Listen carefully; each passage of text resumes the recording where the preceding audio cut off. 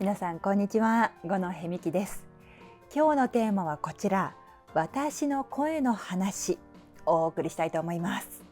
今の声になるまでの辛い長いそんな道のりについてちょっとお話ししようかなと思うんですけれども、そう言うといやいやいやいやってなる方もいらっしゃるかなと。その声に悩みなんかなかったんじゃないかとか、あったとしても些細な悩みだったんじゃないかなってもし思われる方いらっしゃいましたら、私の20代の時の声をご存じない方かなと思いますね。私今39歳なんですけれども、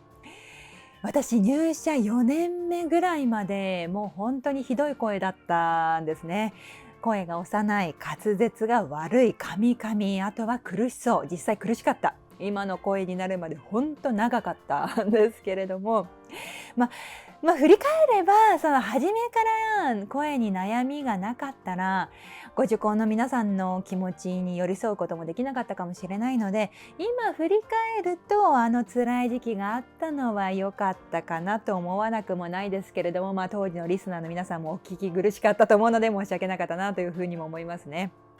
その放送で声を出すのが苦しいとか滑舌に悩みがある、そういうアナウンサーの方、ナレーターの方、ラジオパーソナリティの方、レポーターの方、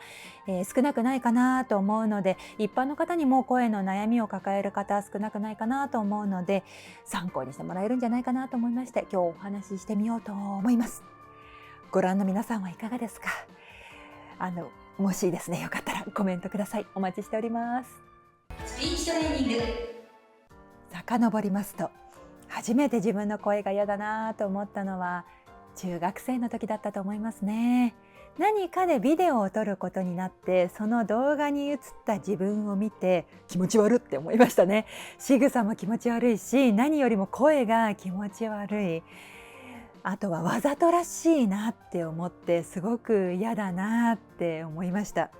で、声にコンプレックスはあったんですけれども、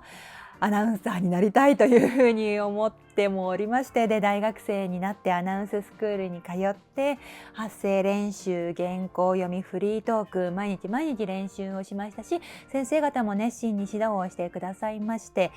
でそうですね、そのアナウンススクール時代に自分の声が気持ち悪いというのは一旦解消されたものはありましたね。自分の声を聞くのに慣れたというのもありましたし、原稿読みとフリートークの練習両方して、わざとらしい、声がわざとらしいなっていうのは一旦なくなったかなと。でも滑舌の悩みというのはずっとありました。でも運よく日本放送から内定をいただきまして、でよかった、アナウンサーになれる、しかもラジオ局だから滑舌が良くなるようにもっともっと練習しなきゃと思って内定をもらってからも自主練習、発声練習すごくやりました。口を大きく開けて声を高くして、前回ご紹介したようなサラサリ、あれをサラサリサルサレサロシラシリシルシレシロ、そういうふうにやっていまして、これが大きな間違いだって気づくのはもっともっと後のことでしたね。スピーチトレーニング。私、その日本放送のアナウンサーになって少しずつラジオに出るようになりました。で放送を聞いてると、その日本放送ってずっと日本放送のラジオが流れているのでずっと聞くんですけれども、ずっと聞いているとプロが話している中に間違えて素人が混ざっちゃったのかなっていうふうに聞こえるところがありまして、その素人っぽい声が自分だったんですけれども、本当に先輩たちは芯があって艶があって響きがある、そういう声なのに自分の声だけがぼやっとして輪郭がないような感じで、滑舌も良くない、苦しそうみたいな感じで、うわーって思いましたね。もう先輩たちとの声の差を埋める方法って本当に分からなかったですし、あとはそのラジオって内容を自分で考える部分もかなりありまして、内容が一人で考えられない、あとは頭が真っ白になると涙が出てきてしまう、あとはゲストに変な質問をしてしまう、もう本当絶望的に感じましたし、向いてないのかなって思いましたし、向いてないんじゃないって言われることもありましたね。このままだと異動になってしまうかもしれないと思いまして、もう本当とにかく原稿読みがうまくならないと仕事にならない、迷惑かけちゃうっていうふうに考えて、毎日原稿読みの練習というのを頑張りました。毎日3時間とか4時間とか発声練習、原稿読み練習やってましたね。その滑舌が悪い、よく噛んでしまうというのを何とかしなきゃと思ったので、その滑舌が悪い理由が筋力が足りないからだと。まだ20代なのにその下の筋肉が足りない、表情筋の筋肉が足りないから、練習不足だから私は噛んでしまうんだっていうふうに考えて、また口を大きく開けて声を明るくするために高い声を使って、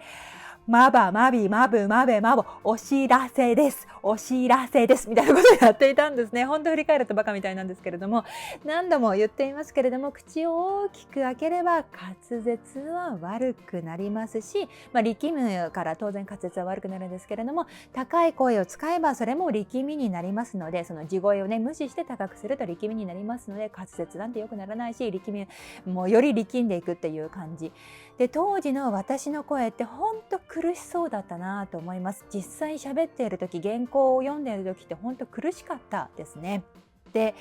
その声を聞くのは本当に恥ずかしかったし、情けなかったというのが 1,2 年じゃなくて、なんと4年ぐらい続きました。スピーチトレーニング。入社4年目の後半ぐらいの時ですね、初めて言われたことがありました。五戸さんって原稿を読んでいる時の声と普通に話している時の声があまりに違いますよね。話している時の声の方がずっといい声ですよねというふうに言われたことがありました。それを初めて言われた時の私は、そんなはずないって思いましたね。だって練習している時の声の方がいいはず、たくさん練習しているんだから、原稿を読んでいる時の声の方がいいはずなのに、なんでそんなことをおっしゃるんだろうって最初疑問だったんですけれども、その後も自問自答をして、確かにってなったんですね。話している時苦しくないなって、原稿を読んでいる時はもう首を絞められているみたいにすごい苦しかったのに、話している時、普通に喋っている時って苦しくないなというふうに思い直しました。本当、他の方から言われないと気づかなかった、闇雲に練習している時は全然わからなかったんですね。で、その同じ時期にですね、口を大きく開けるのは間違いだよとか、地声を無視して声を高くするのは誤りだよというのを一緒に仕事をしている声優さんから教えていただきまして、はってなったんですね。そっか、全部これ逆だったんだなっていうふうに思って、発声練習の方法をガラリともう180度変えることにしたんです。具体的にはこちら。まず、闇雲に口を大きく開けるのをやめる。それから口の外側は開かない。口の中側に空間を作ることにしました。あとは子音を作る舌、歯、唇、細かく動かすことにしました。今まで大きく動かしていたのを細かく動かすことにしました。あとは高い声で話すのをやめる。で、話し始めが高音にならないように低音からつなげて話す。特に読み始めが力まないようにフリートークとつなげて読む。これ前にご紹介したつなげる発声練習のことですね。そうなんですね。いやー、わかります。ここで一曲お聴きくださいみたいな。こんな風につなげる発声練習を自分で編み出して、何回もそれを繰り返しトレーニングして、録音を聞いて確認するということもやりました。で、入社5年目か6年目ぐらいになった時に、やっと苦しくなくなったんですね。読む時に首を絞められてるみたいにすごく苦しかったのが、読む時も苦しくないにやっとなりました。